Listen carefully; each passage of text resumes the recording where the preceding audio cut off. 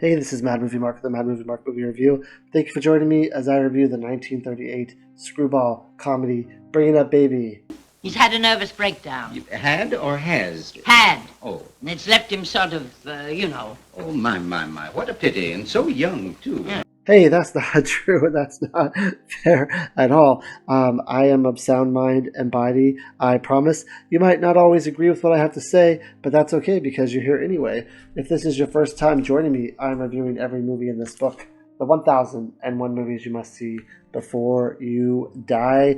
Bring It Up Baby was directed by one of the greatest directors of all time, Howard Hawks. Stars two of the greatest actors of all time, Katharine Hepburn as Susan Vance. Now I go back and forth between her and Barbara Stanwyck as to who is my favorite actress of all time. It is impossible for me to decide because they're just both so great at what they do. And then we have Cary Grant as David. He is widely considered to be one of the greatest actors of all time, one of the greatest actors to never have won an Academy Award for acting. Now, historically, I have not been a huge fan of his, but after seeing some of his comedies, I think that he is one of the greatest actors of all time. I'm just not a huge fan of the serious stuff that he does. Now, this is widely considered to be one of the greatest screwball comedies ever made. I will say that for me, this is the number one greatest screwball comedy ever made. It is fast-paced, has an absurd style that flourished in the 1930s. It pushed chaos to the extreme. It has mistaken identities, a pet leopard, rapid-fire dialogue, and escalating misunderstandings. The pace and structure became a blueprint for later comedies. And also, as I said, has one of the most iconic on-screen pairings of Katharine Hepburn and Cary Grant. Their chemistry helped define a new kind of romantic dynamic that was less traditional and more chaotic. Hepburn helped shape the madcap heiress archetype, which was unpredictable, independent, and dominant in the relationship, and it challenged gender roles. Grant is stiff, intellectual paleontologist who becomes increasingly frustrated, and emasculated, and Hepburn drives the action and controls the narrative. The comedic style was way ahead of its time. It underperformed at the box office because audiences were not fully ready for its relentless absurdity. Guess you guys aren't ready for that yet. But your kids are gonna love it. But I will tell you, I was ready for it. Relentless absurdity. Give it to me. I thought it was absolutely hilarious and I loved this film. Now, when this movie opens up, we are introduced to David and his fiancée. They work together. They're both paleontologists. They're trying to build this brontosaurus for their museum, and they need just one piece left, just one bone left to complete it, and that is the clavicle, which they will be receiving the following day. However, the following day is also when their wedding is supposed to be. Now, David's fiancée tells David that they must focus on the brontosaurus. They must focus on their work. So after the wedding, there'll be no hanky-panky. There will be no honeymoon. There'll be nothing of the sort. They need to focus entirely on the task at hand. Now, they also need $1 million, and they hope to get that $1 million from a rich heiress. The following day, also, before the wedding, David is planning on playing golf with the lawyer of the heiress so he can try to get the money, he can secure the funds that he needs. Now, while he's playing golf, he plays his ball and plays right into the hand of Susan Vance, who decides that she is going to continue to play his ball and not her own. This is, of course, a problem because you're not supposed to play someone else's ball in golf, or at least that's what I believe. Besides Top Golf, I've never really played golf in my entire life. Now, she is free-spirited, she is oblivious, she is scatterbrained, chaotic, and unfeathered by logic. After this whole golf thing happens, he's desperately trying to tell her that this is his ball and that he needs to be able to play it because he has this very important meeting that he's doing where he's trying to secure all this money. Now, she doesn't care. She's just going to do whatever she wants, and she's just going to pretend that he's not even there. She's just going to be off in her own world, play the ball wherever she wants, do whatever she wants. After she's done, she gets in the car and she tries to drive away. And of course, it's not her car, it's David's car. because apparently back then you could just jump in any car you want and try to drive it off. Now she's trying to get out of this parking spot. It's probably one of the funniest scenes involving a car that I've ever seen in my life, besides the Austin Powers golf cart scene where he's trying to maneuver it out of a very tight place. This is up there with that. This is absolutely hilarious, where she's trying to get this car out of its spot and she keeps like nicking other cars, and she's like hurting the paint, and she's scratching the car. And Cary Grant's like, "It's my car, please get out of my car, what are you doing?" And she's like, "Oh, this isn't your car, this is my car." Like, she just doesn't care at all when Cary Grant has to stay. So he jumps in the car with her and they drive off, and eventually he gets his car back and he goes back to his house, and they meet at another engagement because he wasn't able to finish his golf match that he was doing. So he apologizes and says that he'll meet this person at a luncheon engagement the next day. Now, of course, she's there and chaos ensues again. Now, eventually, he gets back to his house and she gets a call from Susan. Now, even though he's a paleontologist, Susan thinks that he is a zoologist, and she was just given a pet from her brother, and that is a pet leopard named Baby. Baby can be calmed down if need be by hearing the song I can't give you anything but love, baby. Now she calls him and she says, "What do I do with this leopard? You're a zoologist, right? I've never had one before." And he says, "Well, why don't you call the zoo?" Like, why didn't she? "I can't do that. This is a gift from my brother. I have to keep it." Now, I think at one point the leopard makes some noise. And this is probably the second most funny scene in the entire film besides the car scene. The leopard makes a noise, and David's like, "Oh my God, are you okay? Was that the leopard? Is the leopard attacking you?" And Susan's like, "No, the leopard's not attacking."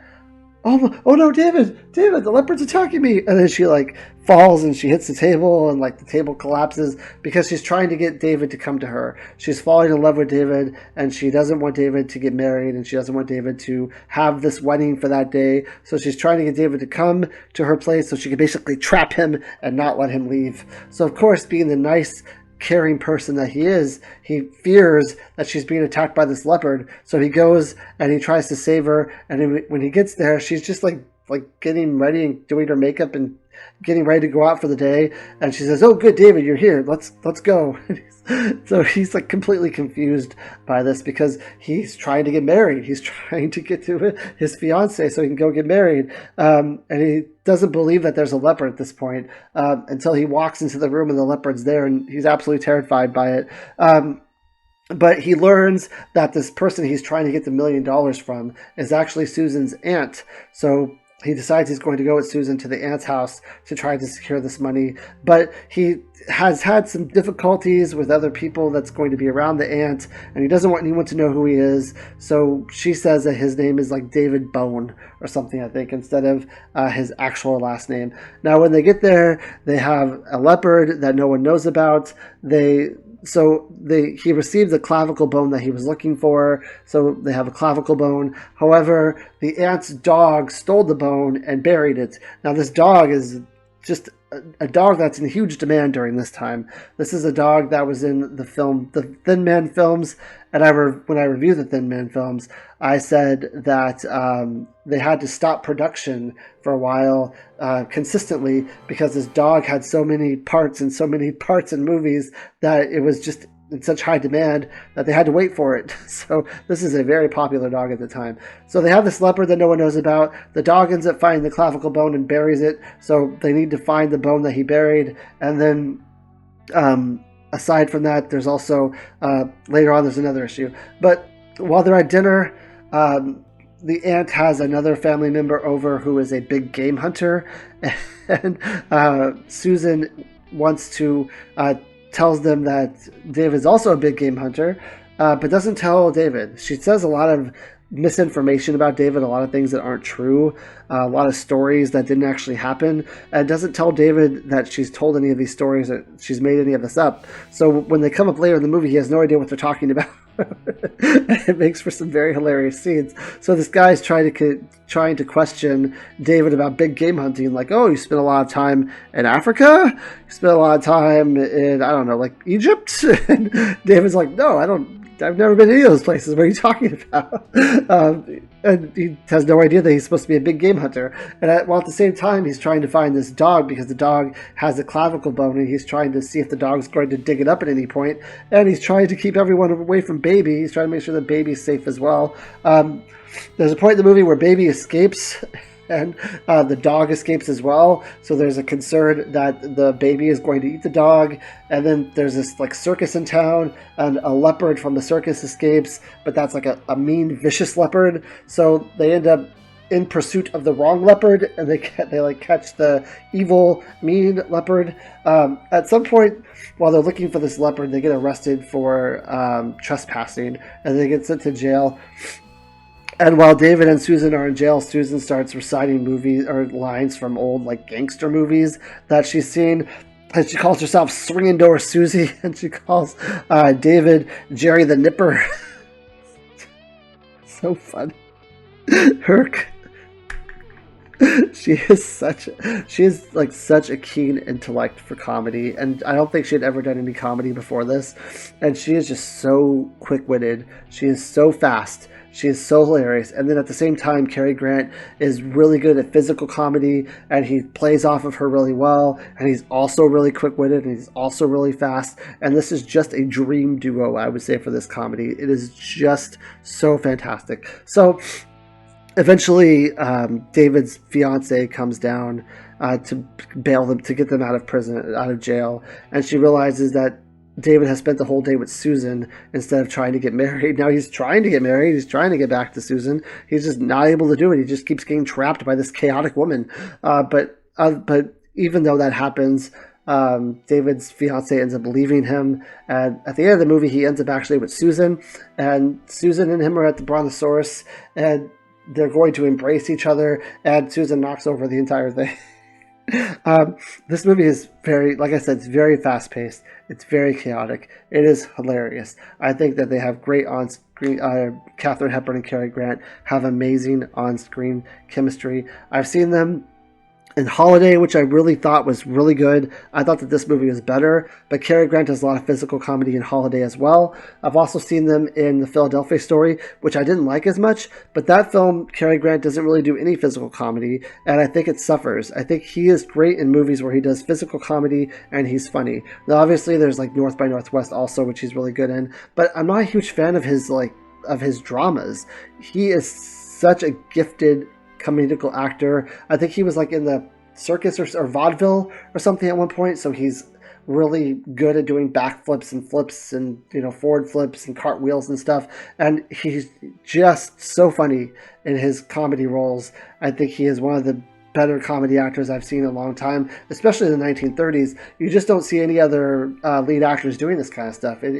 Like these flips and these, I mean, you have like side characters doing this, but you don't have any of the main actors, males, doing this kind of comedy, and he just does it really well. He's so funny. Katharine Hepburn is one of the greatest actors who ever lived. She can basically do anything. She just has such a keen intellect, and this is just something that she's made for. I really love this movie. The fact that they threw a leopard in it, and it's like that's the whole story. It revolves around a leopard. Like, you don't see this either. This is such a unique film. It's such a unique idea, and it's just absolutely hilarious. And the fact that Katharine Hepburn was considered box office poison back then, even though she won like four Oscars for acting. Like, how, I don't understand how she was box office poison. Maybe it's just because she was so ahead of her time that people didn't understand the movies that she was in. But man, this film is great. This is such an amazing film. It is so hilarious. It is so funny. I give it a 9.5 out of 10. I hope you join me next time when I review a movie called The Lady Vanishes. Thank you. Have a great day.